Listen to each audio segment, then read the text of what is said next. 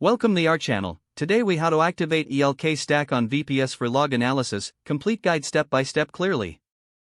Begin by provisioning a virtual private server, VPS, with a suitable operating system. Ubuntu is commonly recommended for this setup.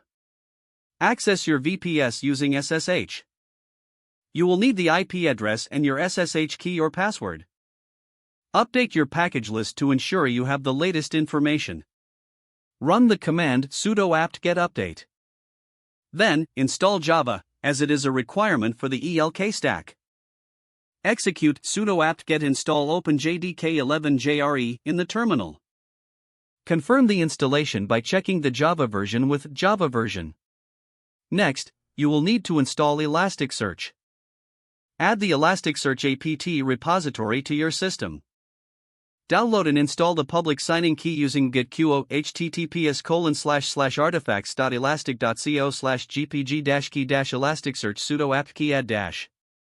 Next, add the repository to your sources list by creating a file.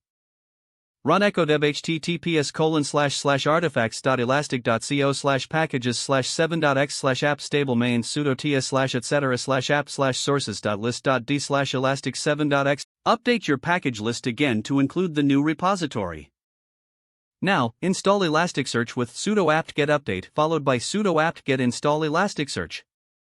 After installation, edit the configuration file located at /etc/elasticsearch/elasticsearch.yml. You'll want to set the network.host. For a basic setup, you can use network.host, localhost. Enable Elasticsearch to start on boot by running sudo systemctl enable Elasticsearch. Start the Elasticsearch service with sudo systemctl start Elasticsearch. Verify that it's running by making a request to http://localhost 9200. You should see a JSON response with cluster information. Next, it's time to install Logstash.